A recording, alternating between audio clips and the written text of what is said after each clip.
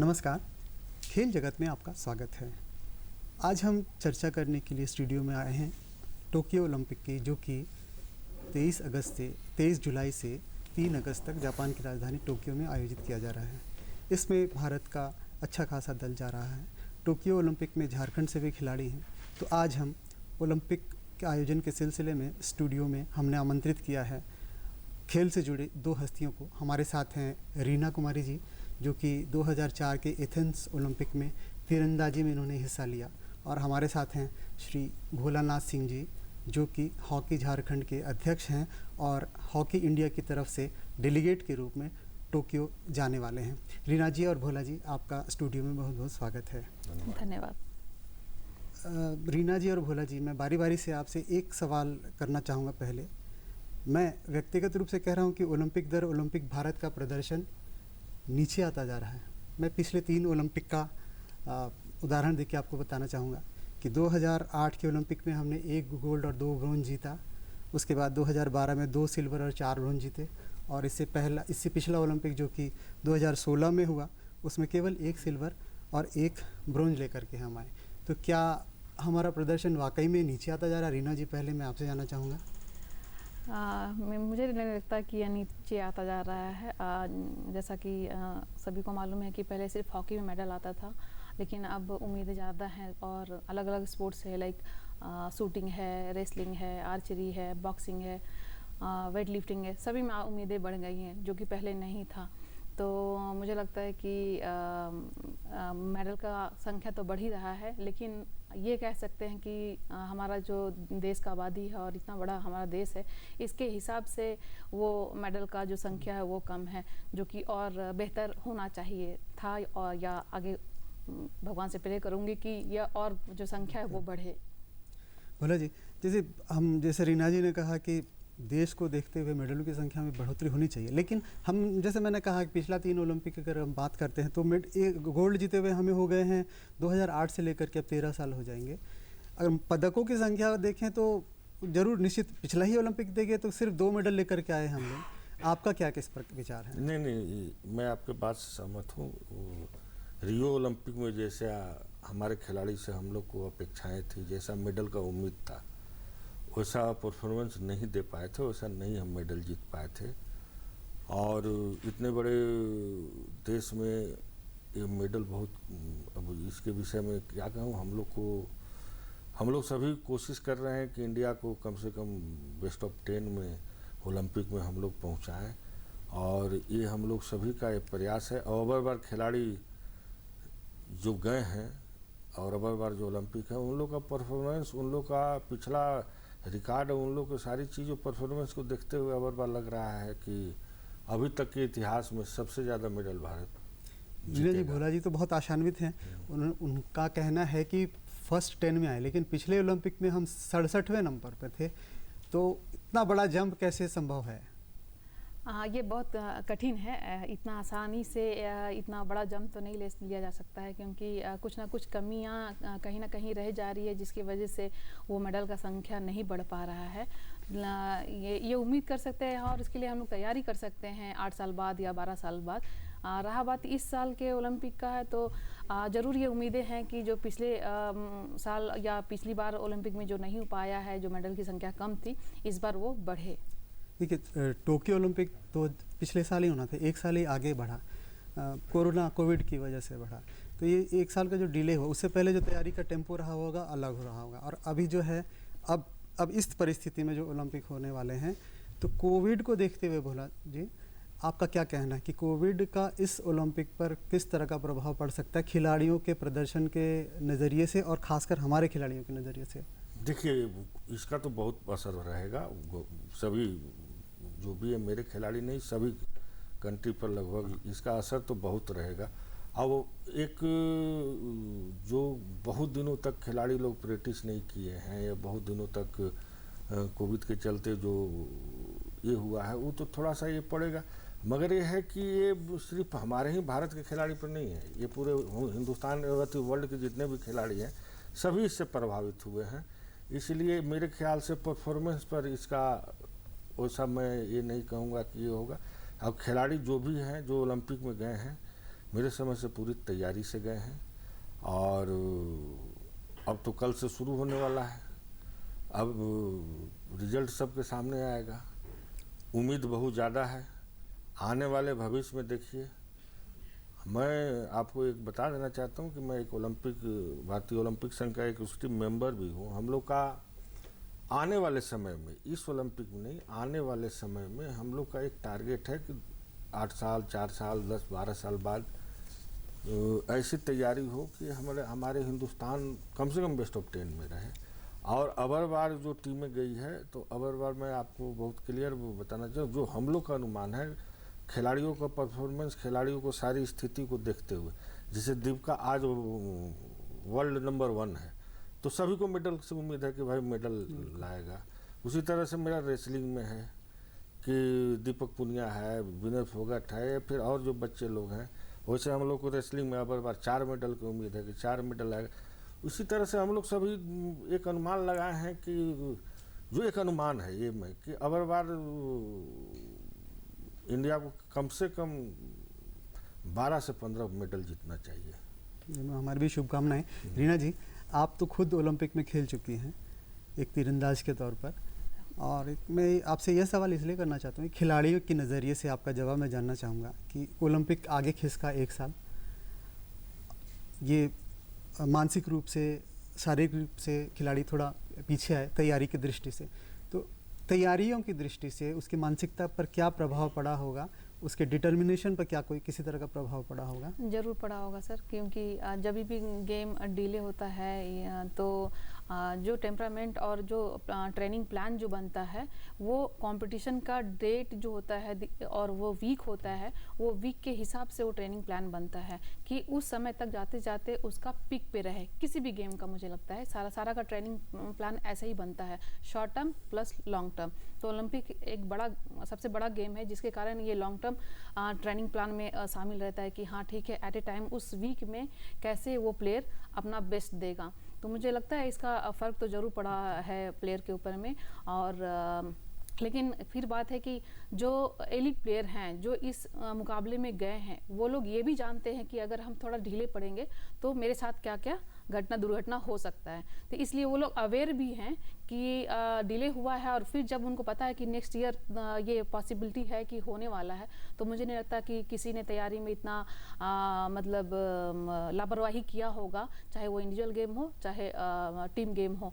रहा बात कोविड, तो कोविड का फ़र्क तो सभी के ऊपर दिख रहा है, जो खेल रहे हैं जो नहीं खेल रहे हैं, वो सभी के ऊपर में उसका प्रभाव पड़ा है और सभी लोग इससे प्रभावित हैं। तो ये सब सारा चीज़ को ध्यान रखते हुए भी प्लेयर ने अपना 100% एफर्ट लगाया है, और हमारे साई ने और भारत सरकार ने भी कोशिश किया है कि किसी तरह से कैसे जो भी ओलंपिक में जाने वाले हैं उनका कैंप किस तरह से सुरक्षित रख करके उनको ट्रेनिंग कराया जाए और ओलंपिक के दिन तक के लिए उनको रेडी किया जाए। तो मुझे लगता है कि बेहतर तैयारी करके ही गए हैं और रिजल्ट लेके हाँ एकदम अच्छा करेंगे ही। जी, बात करते हैं अब झारखंड की। झारखंड से 3 खिलाड़ी ओलंपिक में गए हैं और सिर्फ 2 खेलों में झारखंड का प्रतिनिधित्व है, तीरंदाजी में और महिला हॉकी में। भोला जी, मैं आपसे ये जानना चाहूँगा कि महिला हॉकी में आज तक पदक नहीं आया है, और इस बार बहुत अच्छी बात है, इतिहास बना है झारखंड का कि यहीं से 2 खिलाड़ी हैं ओलंपिक में महिला टीम में शामिल हैं। इस बार क्या अलग है हॉकी में, और क्या उम्मीद आपको हॉकी में लगती है, और अपने खासकर झारखंड के खिलाड़ियों से आपको क्या उम्मीद लगेगी? देखिए, महिला हॉकी की बात जहाँ पर है, तो ये फर्स्ट ऐसा टाइम है जो भारत की महिला टीम क्वालिफाई करके गई है। पहले एक पार्टिसिपेशन के रूप में उसको एक एंट्री होता है ना जी, वो उसके थ्रू गई थी 2 बार जो पहले गई है। अवर बार टीम क्वालिफाई करके गई है, क्वालिफाई टूर्नामेंट में क्वालिफाई करके टीम गई है। भारतीय महिला टीम आज के डेट में अगर रैंकिंग में 9वां पोजीशन पर है, मगर मैं आपको एक चीज़ बताना चाहता हूं कि जितने भी वर्ल्ड के टीम है या जो भी जिसके साथ इंडिया का मैच है, अभी 1-1.5 साल के दौरान उस प्राय सभी को हराए हुए है, हारा भी है उससे मगर हराया भी है। और मैं महिला हॉकी के विषय में ज़्यादा कुछ तो नहीं कहूँगा, बस इतना ही एक वर्ड कहूँगा कि कहीं काला पत्थर न साबित हो।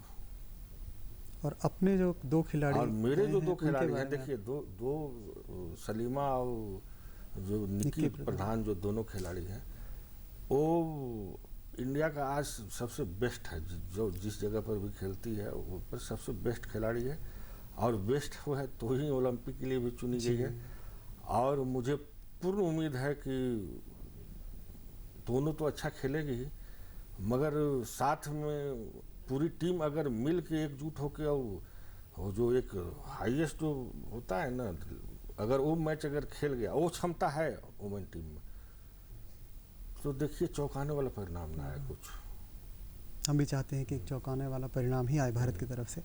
तीरंदाजी की बात अगर हम करते हैं तो तीरंदाजी में भी आज तक कोई पदक भारत को मिला नहीं है।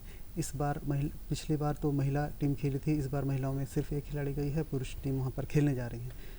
तीरंदाजी में भारत का प्रदर्शन की आशा आपको क्या है, कि क्या नज़रिया आपका है कि किस तरह का रह सकता है?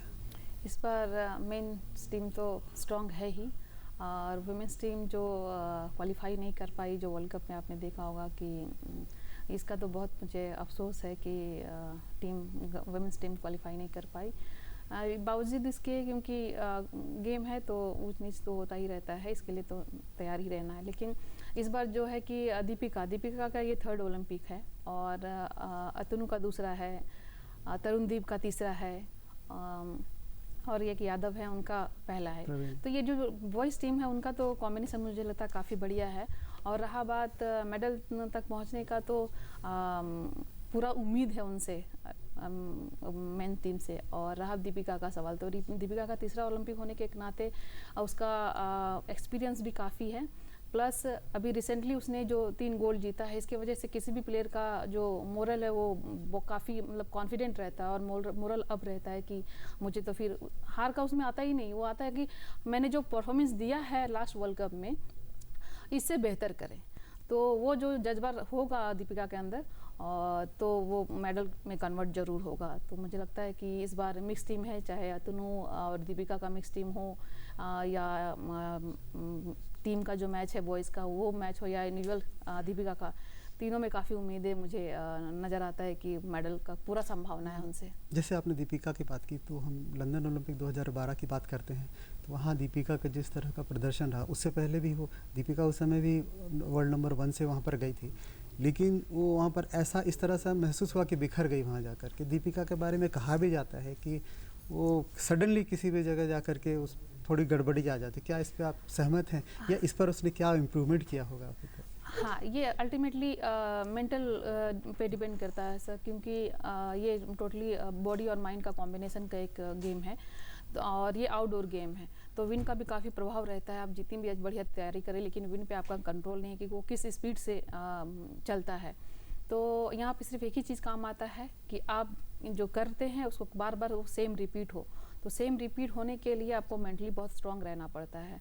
तो जो अभी का फ़िलहाल जो परफॉर्मेंस है उसके हिसाब से तो हम देख रहे हैं कि उसके अंदर कॉन्फिडेंस का कोई कमी नहीं है।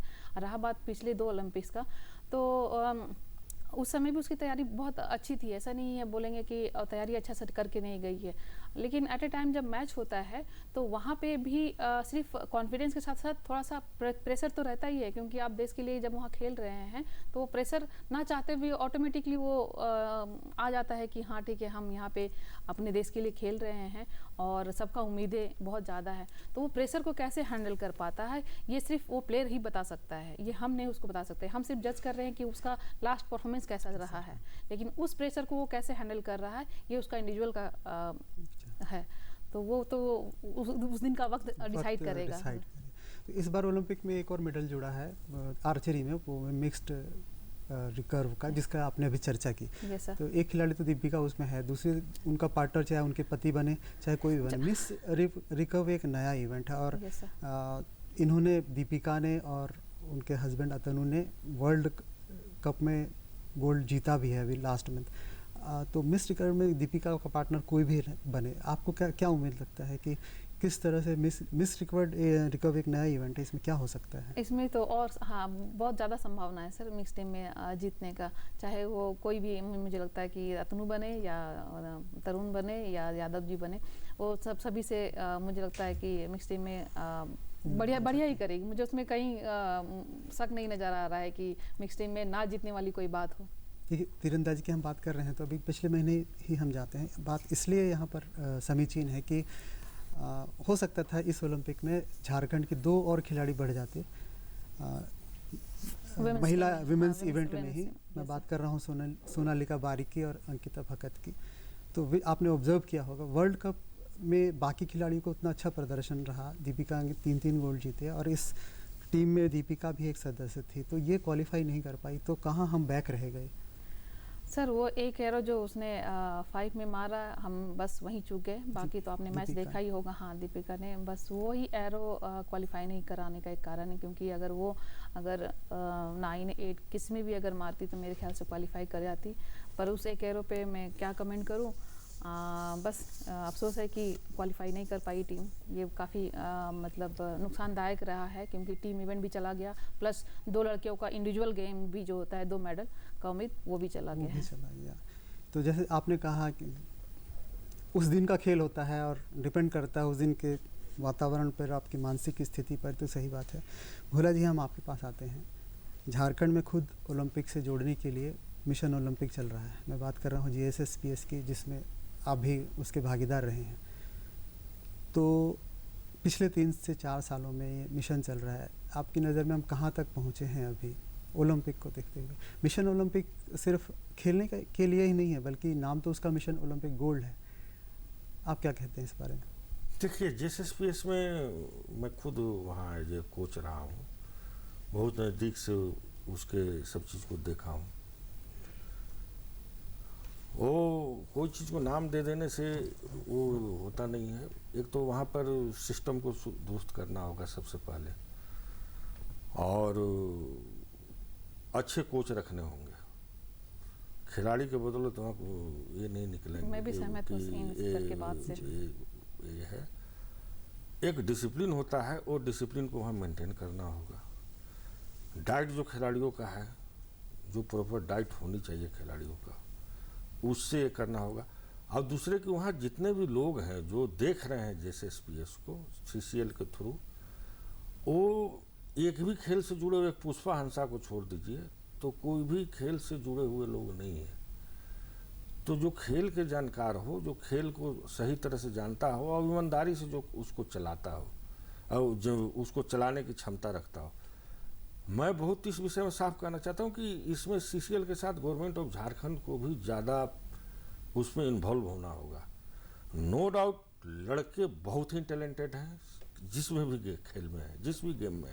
मैं खुद सभी गेम के बच्चों को देख रहा हूँ, बच्चे बहुत टैलेंटेड हैं। सही रास्ते पर अगर उन लोग को ले जाकर और सही से ट्रेनिंग दिया जाए, सही से डाइट दिया जाए, सही कोच के थ्रू, ये नहीं कि वो नाम के लिए कोच रख लिए, खिलाड़ी को रख लिए, वो कोच है, उससे ट्रेनिंग नहीं होती है।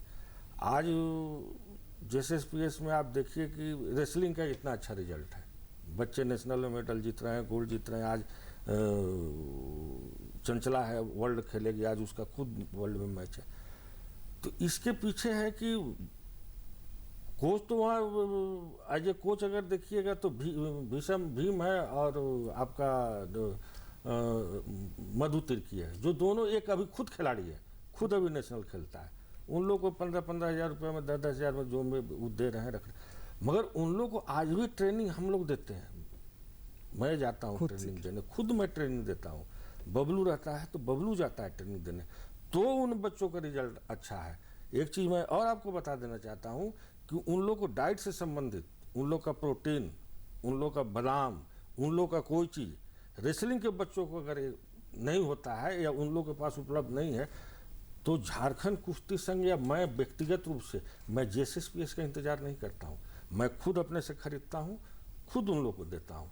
तो इसके चलते ये सब सारी चीज़ें हैं जो ये सभी गेम नहीं कर सकते हैं। बहुत से संघ है यहाँ पर, सभी संघ को जानता हूँ, कोई इतने ज़्यादा बच्चे लोग पर ध्यान नहीं दे सकता है। मैं खुद एक रेसलिंग का कोच हूँ, मैं खुद NIS कोच हूँ।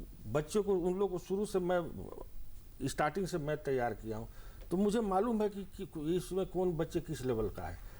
और मैं बहुत विश्वास के साथ आपको कहना चाहता हूँ कि अगर GSSPS में सही ढंग से, सही मायने में अगर उसको चलाया जाए तो वहाँ से ओलंपिक मेडलिस्ट निकल सकते हैं। और मैं बाकी गेम के लिए विषय में तो मैं आपको बताना चाहता हूँ, मैं रेसलिंग के विषय में आपको आज का डेट आप ये देख लीजिए, मैं रेसलिंग में आपको कंफर्म करना चाहता हूँ कि अगर मेरे बच्चे जैसा अभी चल रहे हैं, ऊपर वाला का आशीर्वाद से ऐसे चलते रहें, तो ये अगला ओलंपिक क्योंकि उम्र हो जाएगा उस समय। अभी उम्र नहीं है कि उन लोग अभी 16 साल 18 साल में जाकर ओलंपिक खेल लेगा। अभी 15 साल का है, 18-19 साल का दूसरा ओलंपिक होगा। इससे जो नेक्स्ट ओलंपिक है,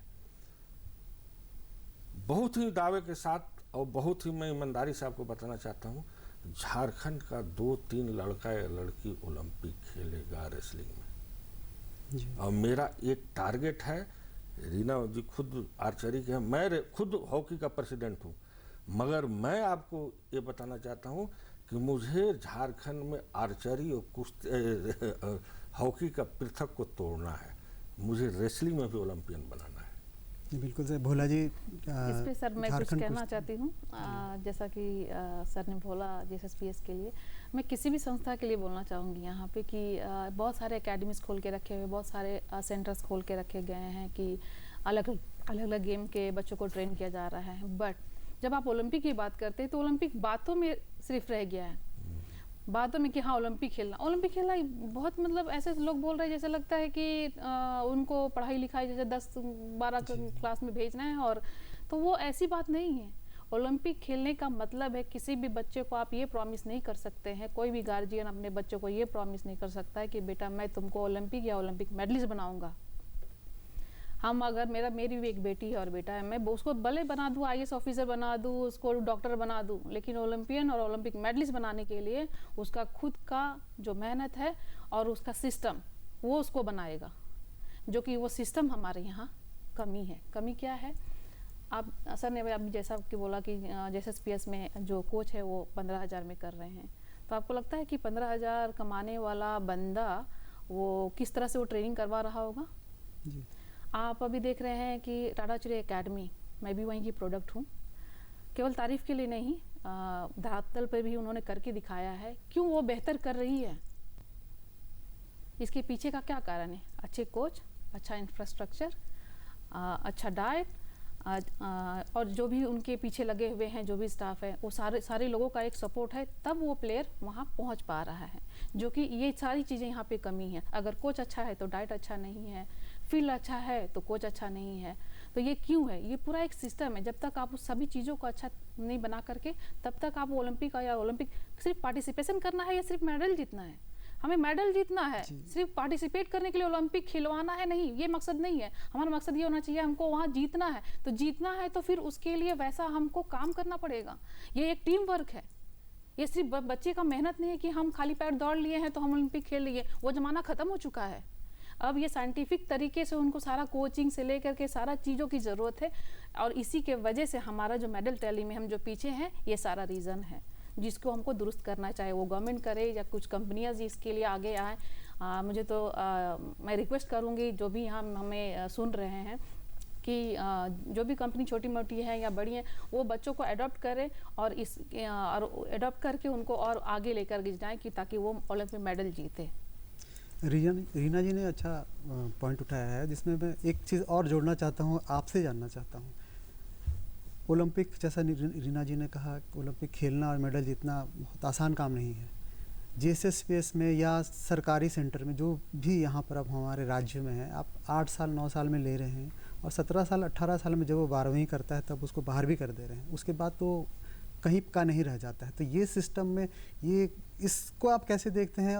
जैसे रीना जी खुद साई में प्रशिक्षक हैं, कोच हैं तीरंदाजी की, और एक्सेलेंस सेंटर का कंसेप्ट वहाँ पर है। तो लेकिन यहाँ पर क्या है, आप जब 17-18 साल में स्टूडेंट की ट्रेनिंग ही बंद कर देंगे तो आगे कहाँ जा पाएगा वो? देखिए, ये जहाँ तक JSSPS की बात है, सरकार के अन्य सरकार के सभी गेम और JSSPS सभी के ऊपर लेवल में अभी अगर देखिए तो एक आर्चरी का खुला है खेलगांव में, और एक हॉकी का खुला है आपका यहाँ एकलव्य सेंटर। बट वो प्रॉपर नहीं चल रहा है सर। वो भी कैसा चल रहा है, क्या चल रहा है, वो मैं खुद अच्छे कोच को देख के रखा गया, अच्छा इक्विपमेंट मंगाया गया, क्या हुआ है नहीं हुआ है सब हमको खबर है, सारी चीज इक्विपमेंट मालूम है। बेहतर है, फील्ड बेहतर है, वो सारा बच्चे चीज फुलफिल एक नहीं है। जो इंटरनेशनल लेवल की जो सारी उन लोग को इक्विपमेंट से लेकर सारी सुविधाएं चाहिए थी, मेरे ख्याल से आर्चरी और हॉकी दोनों में वो किया गया है। सैनी साहब कोच हैं जो यहाँ कई एक इंटरनेशनल प्लेयर निकाल के गए हैं, नरेंद्र सिंह सैनी। मगर देखिए मैं उनका वो बहुत झारखंड के लिए दिए हैं, बहुत किए हैं। अब कोई तेंदुलकर से बोल दे कि वो परफॉर्मेंस दे देगा आपका, उस जमाने का तो नहीं होगा। उसी नरेंद्र सिंह सैनी की अब वो उम्र नहीं रहा है। अच्छे कोच और इनके अंदर में देना चाहिए जो नए लड़के हों, कराने वाले हों। इनका उम्र भी हो गया है, रिटायर हो गए हैं साई से, तो वो सारी चीज को देखना होगा। उसी तरह से जो इनका आर्चरी का वहाँ कोच है वो खुद ही जान रहे हैं कि कैसे कोच हैं, कैसे खिलाड़ी हैं। तो ये चीज को भी बहुत सुधारने की जरूरत। झारखंड सरकार कई एक सेंटर खोल के रखे हुए हैं, डे बोर्डिंग का है, आवासीय का है, ये का है। मगर आप ये भी उसको देखना होगा कि मेरा किस सेंटर से कितना खिलाड़ी निकल रहा है। ड्यूटी निभाता है लोग, कागज पर सेंटर चल रहे हैं, ऐसे नहीं चलता है। जो भी सेंटर चला रहा हो, जो भी ये कर रहा हो, तो उसको प्रॉपर करना चाहिए। और वो जेएसएसपीएस हो या कोई भी सेंटर हो, जेएसएसपीएस में भी बहुत सुधार की जरूरत है। ये नहीं कि वो ये है, बहुत सुधार की जरूरत है। मैं पर्सनली यहाँ उस चीज को नहीं करना चाहता हूँ, बहुत सुधार की जरूरत है। जब तक नहीं सुधरेगा कुछ नहीं होने वाला है। और फिर बच्चों लोग के लाइफ से फिर खेला जा रहा है। मतलब कि समय के साथ चलना चाहिए। अगर कोई प्रशिक्षक अपने समय का बहुत अच्छा प्रशिक्षक हो, लेकिन अभी जो वैज्ञानिक तरीका और मॉडर्न तरीका आ गया है वैसा अडॉप्ट करना चाहिए। मैं देखिए इसका मैं खुद अपने ऊपर उदाहरण देना चाहता हूँ। मैं खुद इंडिया का चीफ कोच रहा हूँ रेसलिंग का। झारखंड के जितने भी बच्चे हैं जो आज 6 कोच हैं, रजनीश है, प्रियंका है, बबलू है, नमिता है, कितने कोच हैं, ये सभी को मैं निकाला हूं। मगर आज उससे हमसे बेटर उन लोग 2-3 कोच हैं। मैं खुद बोल रहा हूं, उन लोग का टेक्निक सिखाने का, उन लोग का ट्रेनिंग कराने का ढंग हमसे अच्छा है, क्योंकि मैं पुराने जमाने पर चल रहा हूं। वो अभी नए जो टैलेंट, नए जो सारी स्किल सारा वो आया है, वो देखता है, वो सिखलाता है। तो ये मैं कह दूं कि नहीं मैं इससे ऊंचा हूं, मैं इससे सीनियर हूं, नहीं, ये अहम को निकालना होगा, हमसे हम लोग पर आना होगा। जी बिल्कुल। मतलब कि प्रतिभा है देश में, सब कुछ है, टैलेंट है, सब चीज़ है, सिस्टम भी है और खर्च भी हो ही रहा है। टॉप्स जैसी योजनाएं हैं, बड़ी बड़ी योजनाएं हैं, जेएसएसपीएस है जो कि करोड़ों का खर्च करती है हर साल झारखंड की अगर हम लोग बात करें। लेकिन ओवरऑल में आप लोगों का कहना है कि समय के साथ चलना चाहिए, इक्विपमेंट प्रॉपर होना चाहिए और ट्रेनिंग अगर जिस समय की जो ज़रूरत है वही होनी चाहिए। जहाँ तक ओलंपिक की हमने बात की है तो ओलंपिक में आप लोग दोनों आशान्वित हैं और आशा पूरे राष्ट्र को है। भले ही एक कोविड के चलते जो डिस्टर्बेंस आया हो, लेकिन हम उम्मीद करते हैं कि जो भारतीय दल ओलंपिक में गया है तीरंदाजी और हॉकी के अलावा बाकी खेलों में भी अच्छा प्रदर्शन करे। तो भोला जी और रीना जी, आप हमारे स्टूडियो में आए, अपना बहुमूल्य वक्त निकाल कर और इतनी सारी जानकारी आप लोगों ने दी। आप दोनों का हम दूरदर्शन की तरफ से शुक्रिया अदा करते हैं। आप लोग दोनों को बहुत बहुत शुक्रिया और धन्यवाद। नमस्कार।